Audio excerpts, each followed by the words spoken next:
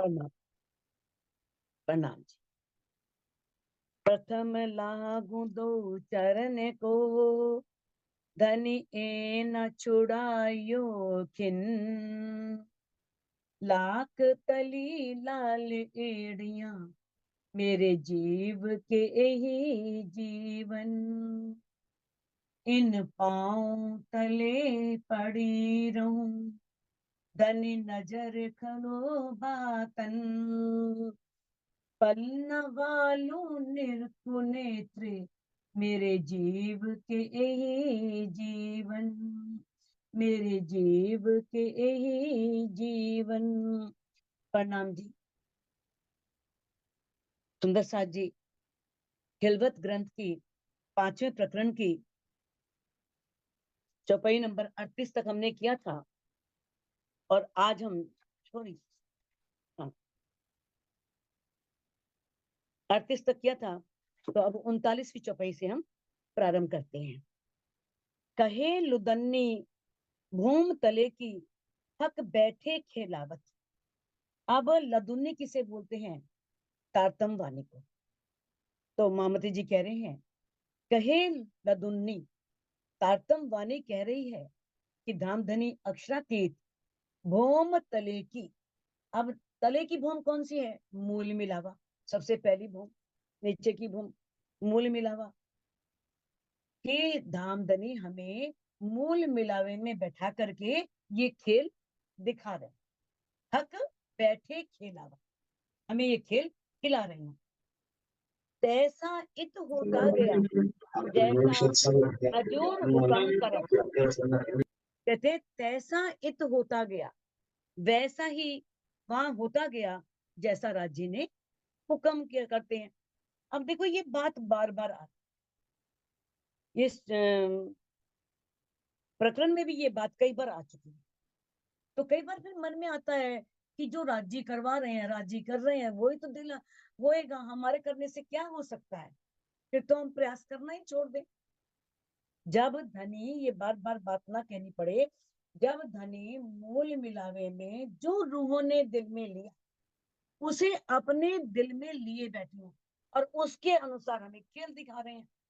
अब एक रूह जब उन्हें दिल में बैठा करके, उनके प्रेम में डूब करके, विरह लेकर के, उन पर समर्पित होकर के कोई चाहना करेगी परम धाम देखने की, 25 पक्षों में विचरण करने की, या धामधनी के दीदार की, तो क्या राजी उसे पूरी नहीं करेंगे?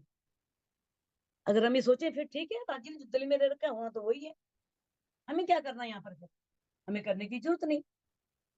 लेकिन धनी ने वाणी में बहुत स्पष्ट कर दिया है। हमारे अंदर ये प्रश्न उठना ही नहीं चाहिए कि राज्य जो कर रहे हैं, राज्य का हुक्म होगा तो होगा, राज्य का हुक्म होगा तो नहीं होगा, है ना? तो हमें प्रयास तो करना है ना, अपने अंदर इच्छा तो लेनी है, चाहना तो लेनी है ना, कि हमें राज्य परमधाम दिखाओ, 25 पक्षों में घुमाओ, हमें आप दिखो, हम आपका दीदार करना चाहते हैं। तो कहते हैं एक तैसा इत होता गया जैसा हजूर हुक्म करत। कि यहाँ पर आत्मा जो करती है ना, वैसा ही होता है जैसा राजी पर आत्म के दिल में डालते हैं। अब देखो खेल खिलाने का भाव क्या है? बैठे तो राजी के चरणों में, फिर भी राजी हमें खेल खिला रहे हैं, तो इसका भाव क्या है? कि हम ब्रज में आए, रास में आए, फिर जागने के ब्रह्मांड में आए, और इस लीला में हम डूबे हुए लगे हुए हैं। और दिखाने का क्या मतलब है? कि पर आत्म इस खेल को देख रही है। कौन देख रही है? पर आत्म। क्योंकि उसकी नजर जो है वो धनी के दिल रूपी पर्दे पर, और ध्यान कहाँ आया हुआ है? यहाँ पर जीव के ऊपर, इसे आत्मा बोल दिया, तुरता उनका ध्यान कहाँ पर है? यहाँ पर। अब यहाँ पर बताया है, और आज जो इस खेल में जो आत्मा है वो भी दृष्टा होकर देख रही है, वो भी, पर आत्म भी संसार के खेल में लगी हुई है, आत्म भी दृष्टा बन के खेल रही है, धनी खेल दिखा रहे हैं। तो अब कहते हैं आगे, मोहे दिया तदुन्नी रू अल्लाह। अब मामती जी कह रहे हैं कि किस तरह से, मामती जी तो आपको पता ही है कि किस तरह से मेघराज जी के तन में इंद्रावती जी की आत्म है, और उस तन को शोभा मिली है महामती की। महामती प्राणनाथ जी के लिए नहीं है।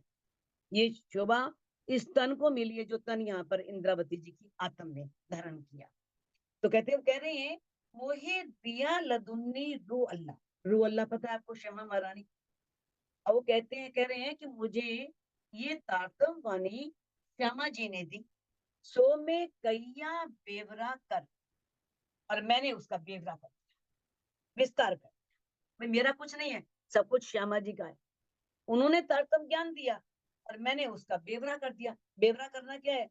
उसे विस्तार से बता दिया, उसका विवरण कर दिया, उसकी व्याख्या कर दी। बेवरा करना क्या होता है? व्याख्या करना, उसे विस्तार से कहना, उसको पूरा बात को समझा करके कह देना। एक किया उम्मत कार ने जो विचारो दिल था। तो देखो यहाँ पर इंद्रावती जी ने ये अहम नहीं लिया बिल्कुल भी कि मैंने सब कुछ आपको तारतम वाणी का ज्ञान दिया। उन्होंने तो मुझे बहुत थोड़ा सा दिया था संक्षेप में, लेकिन मैंने कितना विस्तार से आपको बताया। वो कहते हैं, मैं तो कुछ भी नहीं किया, ये सब कुछ उनका ही है। उन्होंने मुझे दिया तारतम ज्ञान, बस थोड़ा मैंने उसकी व्याख्या कर दी, विस्तार कर दिया। कहते हैं, और किस तरह से, किसके लिए किया? ये तुम्हारे कारण, उम्मत के लिए, सुंदर साथ के लिए। अगर तुम अपने दिल में इस बात का विचार करो तो आपको पता लगे कि ये सब किसके लिए किया है? उम्मत के वास्ते किया गया है, ब्रह्मश्रेष्ठियों के लिए किया गया। ये रसूल अर्श अजीम से ले आया फुरमान। अब रसूल किसे कहा है? मोहम्मद साहब को। मोहम्मद साहब परम धाम से किसको लेकर के आए? कुरान को लेकर के आए। मैं जो कैया तुम्हें लुदन्नी, सो जोड़ देखो निशान। अब जो मोहम्मद साहब, रसूल साहब जिसे कहा है, संदेश वाहक का है, वो कुरान लेकर के आए। वो कोई और तो थे ही नहीं ना। कौन था परम धाम में? किसे भेजते? राजी। अक्षर की आत्म उनके अंदर है और वो खुद आए। जब यहाँ आए संदेश लेकर के, तो नाम क्या धराया? गैन, पराया पुरुष, कोई और, मोहम्मद साहब, रसूल साहब। जैसे ही संदेश देकर के पीछे गए परमधाम में, सोई एन का एन, फिर वो वही के वही राजी हैं, अक्षरातीत है, धामधनी है। तो कहते हैं, ए रसूल अर्श अजीम से, मोहम्मद साहब जो रसूल जिन्हें कहा गया है, वो किस तरह से परम धाम से कुरान लेकर के आए थे। मैं जो कैया तुम्हें लुदन्नी, मैंने जो तुम्हें ये ब्रह्मवाणी कहलाई है, सो जोड़ देखो निशान। अब उसे कुरान के साथ मिला करके देखो। कुरान में सब वही बातें हैं। कुरान में भी वही कहा है, 11वीं सदी में स्वयं अक्षरातीत पार ब्रह्म आएंगे, इमाम में भी आएंगे, और वो ही आकर के उन सब के गुज भेदों को खोलेंगे। तो उनके प्रकट होने के सारे संकेत कुरान में दिए गए हैं। अब तुम उस कुरान के द्वारा इसको देखो। कहे विद विद की साहिदी, या फुरमान या हदीस।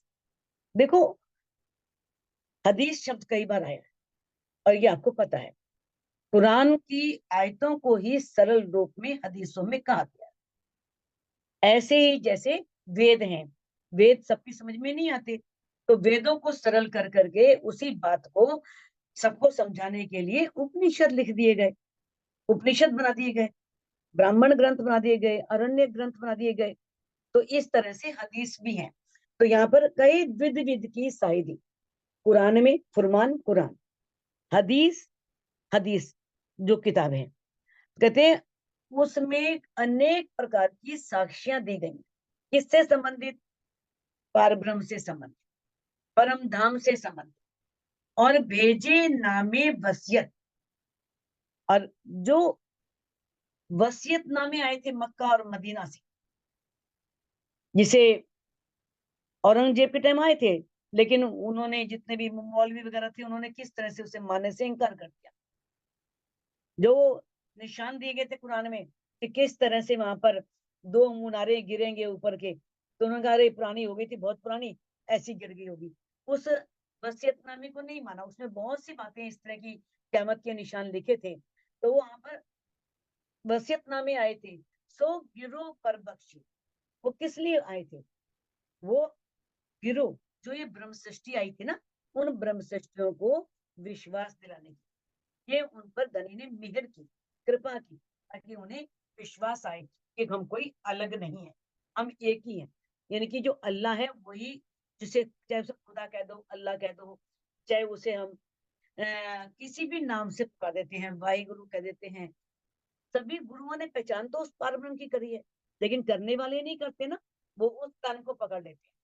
जो कहते हैं ना, साहिब सबका एक, वो एक उंगली तो ऊपर है, 3 उंगली नीचे है, वो 3 उंगली वाले को पकड़ लेते हैं कि साहिब तो इसके अंदर ही बैठा है भाई, इसे ही पकड़ लो, इस तन को ही पकड़ लो।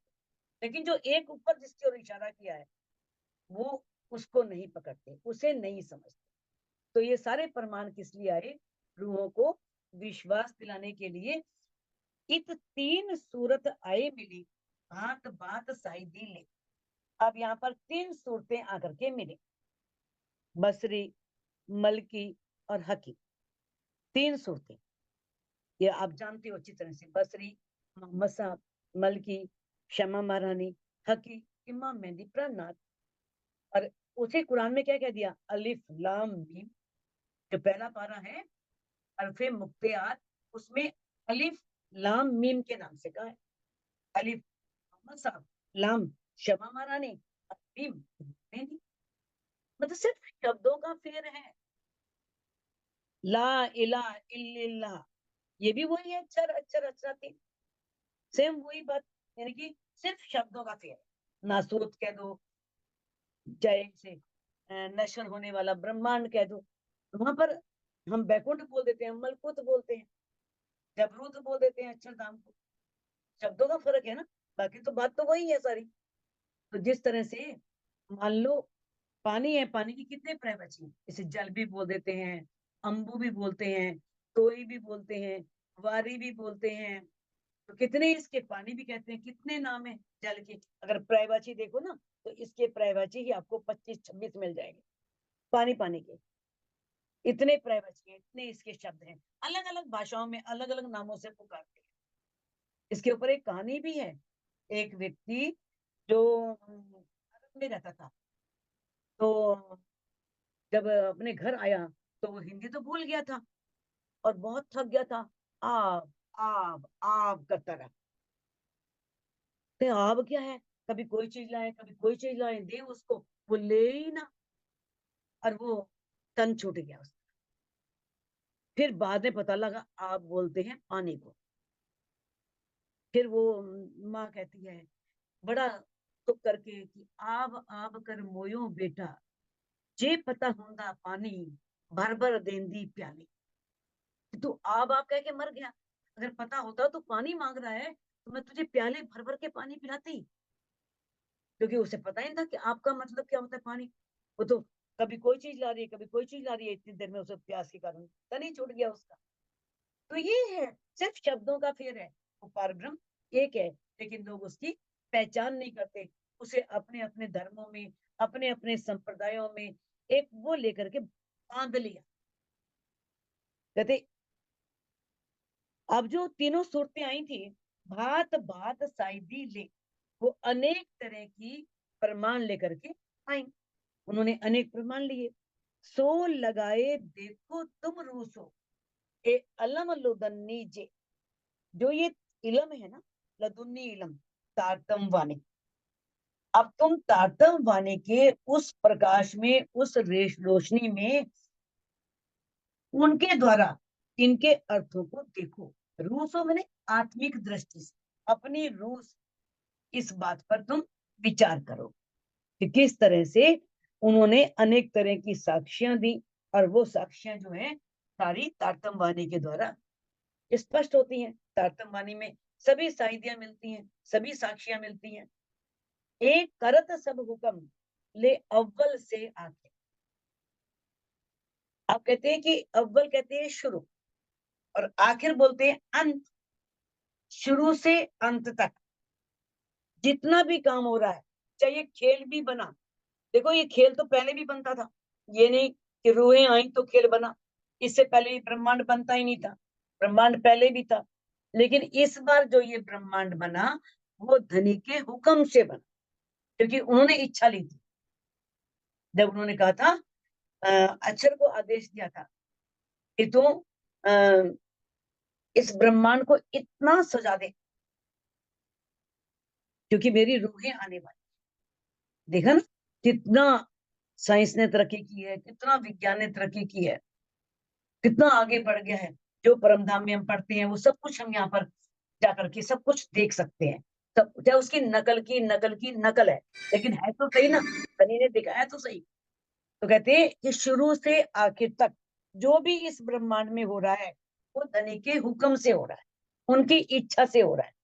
इत में बीच कहूं मैं नहीं, मैं लियावे सो काफिर। अब यहाँ पर मैं कहां से आ गई? अगर कोई मैं ले भी आ रहा है ना, मैं की भावना, अपने अस्तित्व की भावना, तो उसे क्या कहा है? काफिर। काफिर बोलते हैं नास्तिक, सत्य को छिपाने वाला। जो मैं लेके आ रहा है ना कि मैं ही परब्रह्म हूँ, मैं ही सब कुछ हूँ, मैं ही करने वाला हूँ, मैं ही सब जगह। आजकल बहुत सारे कल की अवतार बन गए। तो जो ये मैं को ला रहे हैं ना, इत मैं बीच कहूं मैं नहीं। अब मैं किसी के बीच में भी नहीं, मैं का मतलब ही नहीं। और जो ला रहा है ना उसे कहा है काफिर, सत्य को छिपाने वाला। वो सत्य को छिपा रहा है। तो अव्वल क्या है? ब्रज, हम ब्रज में आए। और आखिर क्या है? इस जागने का ब्रह्मांड। वैसे ही अव्वल से आखिर तक जो भी, ब्रज से लेकर के अब इस जागने ब्रह्मांड तक जो भी हो रहा है ना, सब धनी के हुक्म से हो रहा है। हम परम धाम से लेकर के इन तीनों लीलाओं में, चाहे ब्रज में हो, चाहे रास में, चाहे जागने में, प्रेम की राह पर चलने वाला कभी मैं नहीं कहेगा। वो मैं शब्द लेगा ही नहीं, वो मैं के बंधन में फंसेगा ही नहीं। विचार देखो इब्तदाई से, ले अपना तारतम है साथ जी।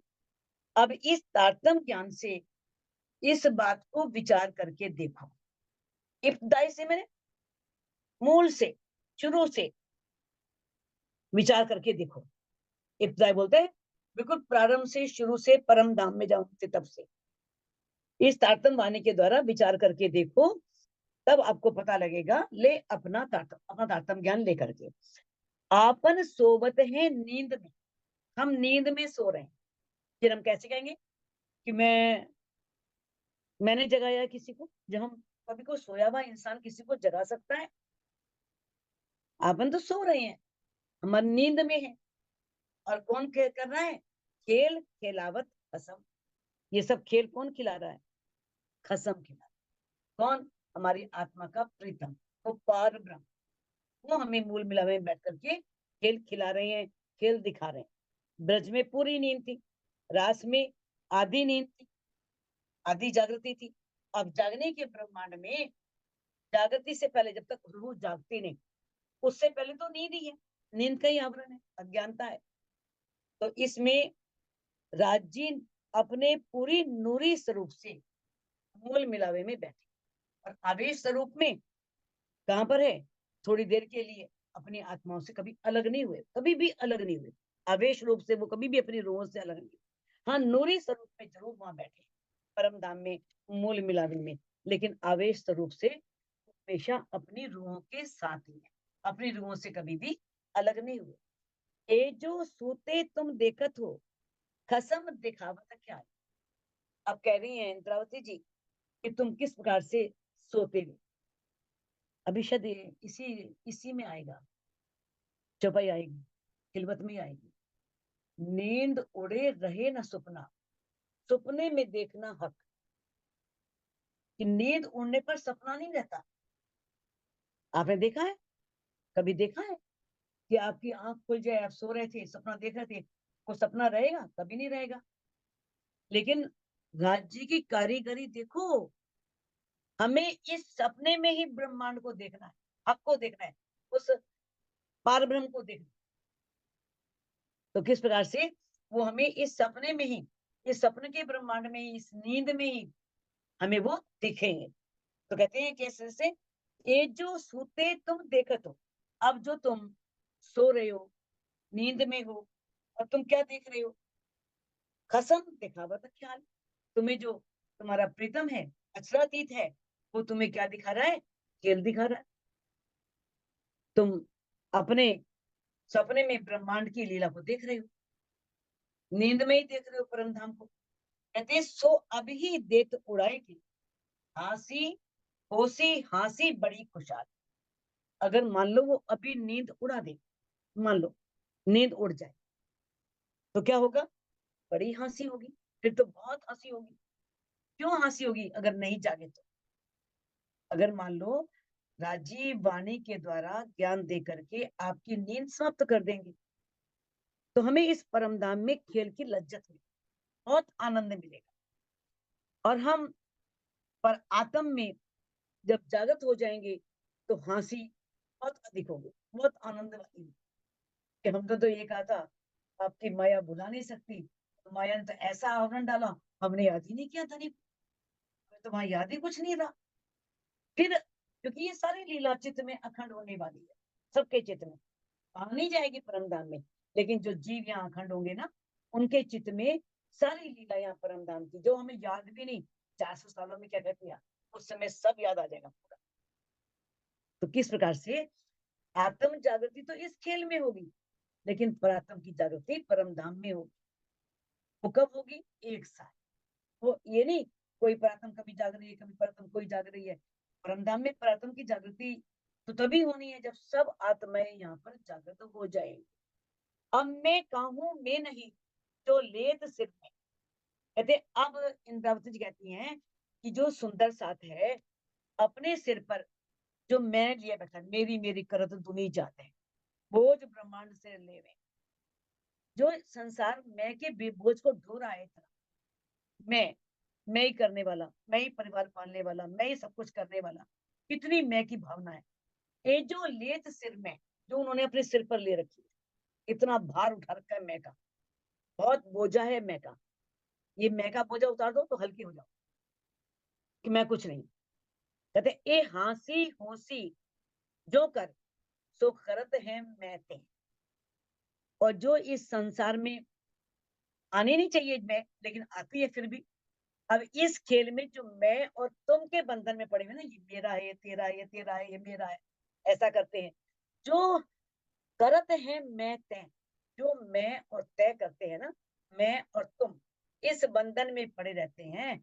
जब परात्म में जागृत होंगे तो उनकी बहुत हंसी होगी, चाहे उनके पास में बैठी हो गले में बाएं डाल, और यहाँ पर आकर के वो दुश्मन बनी बैठी, वो जहर लग रही है, अच्छी नहीं लग रही बिल्कुल भी, उसकी हम ईर्ष्या कर रहे हैं, उससे निंदा कर रहे हैं, चुगलियां कर रहे हैं, फिर हंसी कितनी होगी। वहां पर जब हम परातम में जागृत होंगे तो अरे वाह, तू तो मेरे पास में है। हमने तो कहा था तू बोले तो मैं जगाऊंगी, मैं जगाऊंगी, बोलूं तो तू जगा देना। हम तो वहां जाकर के एक दूसरे से बिल्कुल 36 का आंकड़ा हो गया हमारा, तो बिल्कुल हम दोनों एक दूसरे से अपोजिट हो गए। तो वहां बहुत हंसी होने वाली है। ताते जो में अक्की रहत तले हुक्म, कहते इसलिए जो राज्य की मेयर है ना, जिसके अंदर राज्य की मैं आ जाती, जो कहता है कि मैं नहीं कर रहा, राज्य कर रहे हैं, धनी कर रहे हैं, मैंने नहीं पाला बच्चों को, राज्य ने पाला है, धनी ने मेयर की है। यानी कि जो भी काम करे, जागने करे, कुछ भी करे, इवन देन कोई भी काम, अगर उसके अंदर ये हमेशा रहता है कि मैं नहीं कर रहा, वही कहने वाले, वही कहलवाने वाले, वही करने वाले, वही करवाने वाले।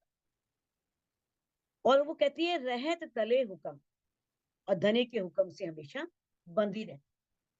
जो रूप राज्य की मैं लेकर के, राज्य के हुक्म से, राज्य की हुक्म उनकी इच्छा है, और उनकी इच्छा तो यही है ना कि रूहें जाके अपने घर आए, जो उनके हुक्म से बंधी रहती है।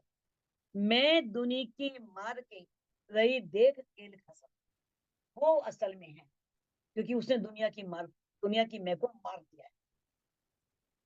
वो दुनिया की मैं को मार करके इस संसार को, इस शरीर को भुला करके किस तरह से वो इस खेल को सिर्फ दृष्टा के रूप में देख।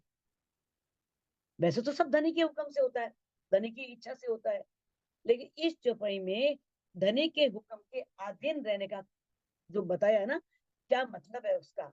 वो प्रीतम की इच्छा में ही अपने आप को समर्पित कर देना। जैसे आपकी इच्छा, जो जानो त्यों रखो, जैसे आपकी इच्छा वैसे रखो। कह देते हैं, बड़ा सरल है कहना, चलना बहुत मुश्किल है। जब थोड़ा सा विपरीत होता है, गलत होता है, तो कौन? ये परब्रह्म है, इसमें क्या बल है?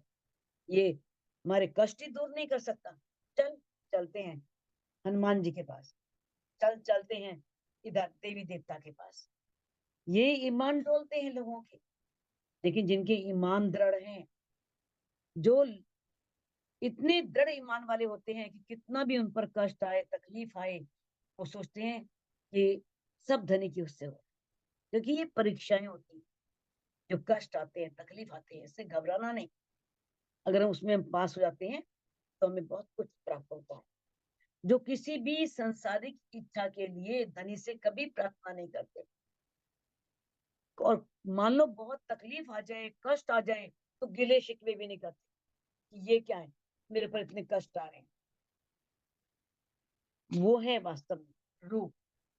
किस तरह से वो दृष्टा के रूप में देख रही है, उसे कोई कष्ट नहीं। देखने वालों को लगता है कि ये आत्म तड़फ रही है, बहुत दुखी है, परेशान है, वो अंदर से खुश होती है क्योंकि वो अपने घर के सुख ले रही होती है। कहते ताकि मैं इन धनी की करत हक का काम।